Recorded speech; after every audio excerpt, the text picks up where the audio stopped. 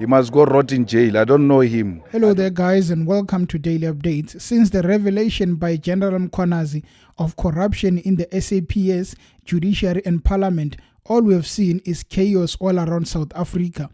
Others have been defending General Mkhwanazi, and on the other hand, we have heard today the President of South Africa defending his decision to put Senzo Mchunu on leave of absence. Some have even said that I should take immediate punitive steps against Mr. Senzo Mchunu on the basis of untested allegations. Not only would this be unfair, but it would also create a very dangerous precedent. Well, there is one political party leader who the country is asking question because he normally speaks a lot. And they've been asking, why is Julius not really saying a lot about the current situation? Well, worry not. He was in Seshego, Ward number 13, doing by-elections. And as he was voting, he also decided to take some questions from the media to address several issues, including the one of Vusimusi Ket Matlala. He actually said that the guy must rot in jail. He must go rot in jail. I don't know him. I don't even care about him. I've never had anything to do with him. So you take a petty gossip and you come and ask me about it. Julius Malema also gave an opinion on the current matter that is going on of the president deciding that instead of firing or suspending Senzo Mchunu, is just going to put him on leave. He had a say on that also, the appointment of Firoz Kachalia. In relation to the removal, putting Senzo Mchunu on special leave, it is unconstitutional. The president cannot put a minister on leave. The president either appoints a minister or dismisses a minister. He's got two options only. So what he did is to take chances with us. And we have since this morning sent him a letter to tell him that what he did of putting Senzo on a special leave is unconstitutional. And appointing Kachalia as an acting minister of police is also unconstitutional. If there is a need for an acting minister, you choose from amongst the ministers who are sitting in cabinet. You don't go outside a cabinet or even in parliament to pick up a person to come and act. He says he's got a right to choose two ministers from outside. That we agree with him.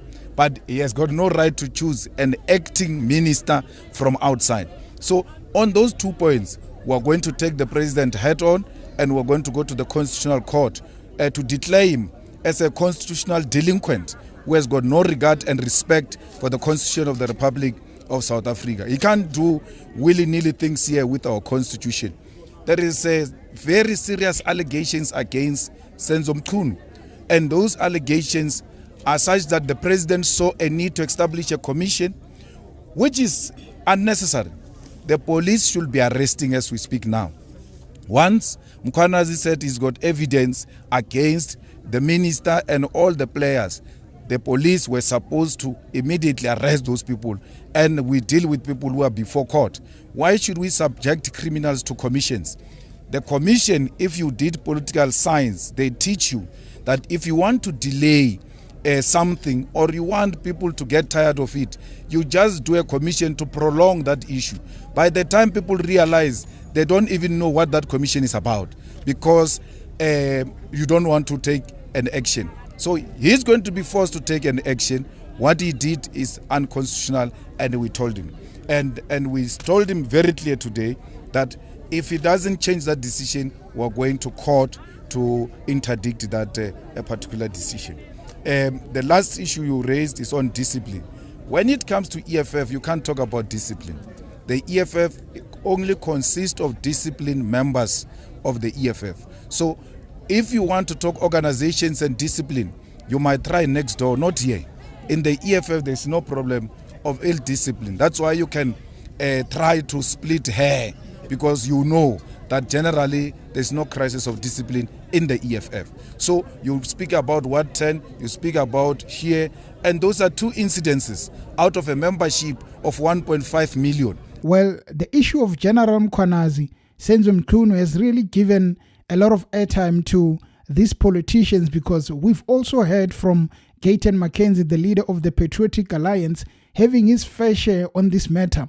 And really, one could almost think that politicians are really campaigning on the matter of General Mkhwanazi. General Mkhwanazi is blaming the minister Mchunu, the minister and them are blaming. So let's get to the truth of it. It's just that people must understand it's frustrating when you want action right now and you want things to happen. But this thing is so delicate that I'm telling you, what is going to come out of that? South Africans must be ready. I'm also going to testify at the commission because I know things. If they call me, I'm going. About these guns in the Western Cape that kills our people. This one is not get your popcorn ready. Go and get the popcorn factory ready, because this thing, the corruption is going to come out of there. Had every gang boss of every cartel in the world, always when you hear they're being arrested in South Africa, they are here. What are these people doing here? It is clear that as a country, we really have a big problem. If you are going to have ministers going to the media speaking about the fact that there is a lot that is going to come out, I know a lot. Like, shouldn't you be reporting anything in the first place if you knew a lot? We know that if General Mkhwanazi hadn't said anything, nobody would have came forward and said, I know this, I know that. This morning I was watching on Parliament, there was one leader, Fadel Adams of the NCC, and when he took platform, he spoke harshly about General Mkhwanazi, speaking about the fact that, we are saying that we are rallying behind General Mkhwanazi, and I believe that the reason General Mkhwanazi decided to take the platform and address the media in a manner in which he did, it was because he was fearing that he was going to get arrested.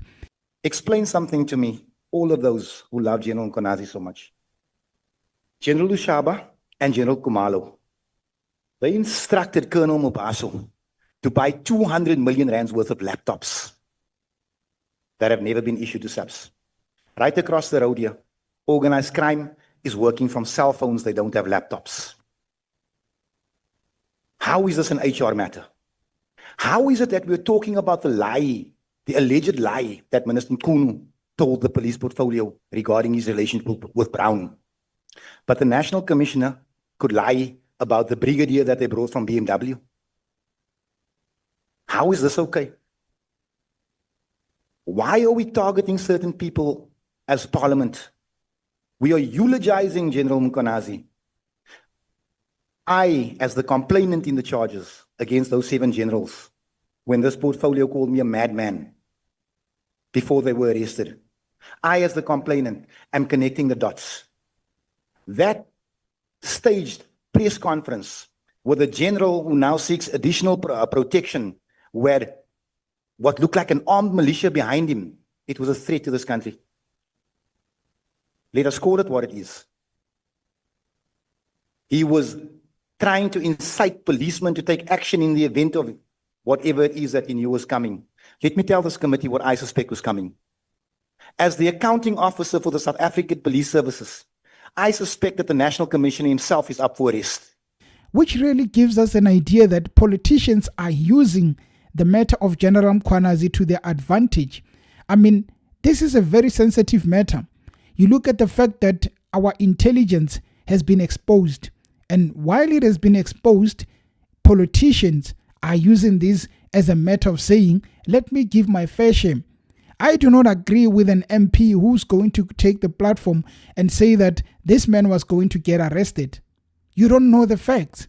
Also, why would a Minister of Sports, Arts and Culture really go and say, I'm going to be at that commission and I can tell you there's a lot that is coming because I know a lot? Really? Should we be trusting these people? I mean, these are the leaders that should be leading us. Should we really be trusting them that they are going to give us what we need as the people of South Africa, if they are going to sit with valuable information? Had it not been for General Mkhwanazi, were these people going to really say something? I worry, because at the end of the day, it is the citizens that are going to suffer.